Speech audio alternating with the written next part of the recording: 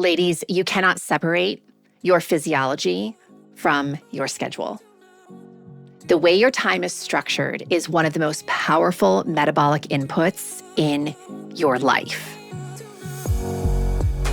Welcome to your daily hit of grace and grit, your quick dose of inspiration to kickstart your day. This show is proudly sponsored by Rumble and Rise. To find out more about joining Rumble and Rise, head on over to graceandgrit.com/ready to rumble. I'm Courtney Townley, and here is today's hit.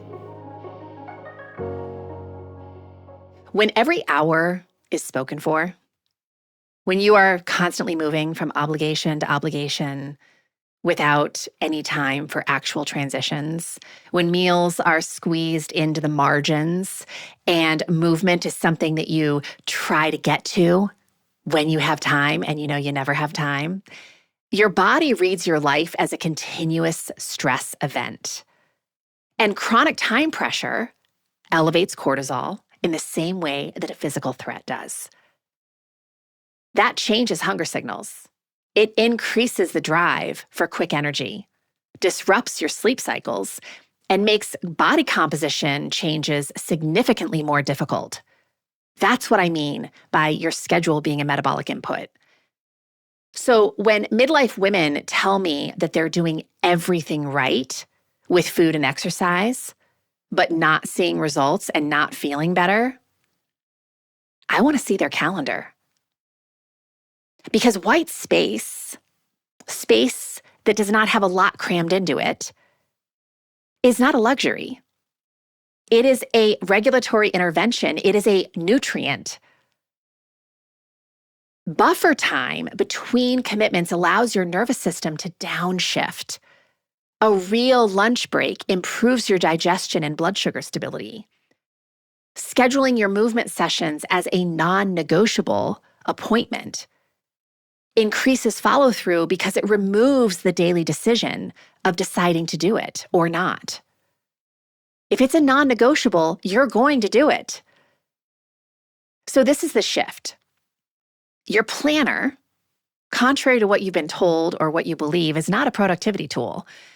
It's a health behavior. It is a metabolic input. So stop trying to fit your health into your life. Build a life that makes health inevitable. If you want a different metabolism, which nearly every midlife woman I work with does, start by taking the designing of your day differently very seriously. Can you design a day that allows your nervous system to oscillate between effort and recovery? High resource activities and low resource activities? Or are you going to continue to live in a state of hyperdrive when it comes to stress? Because if that is your choice, you will always struggle with your metabolism because you're making things so much more difficult than they need to be.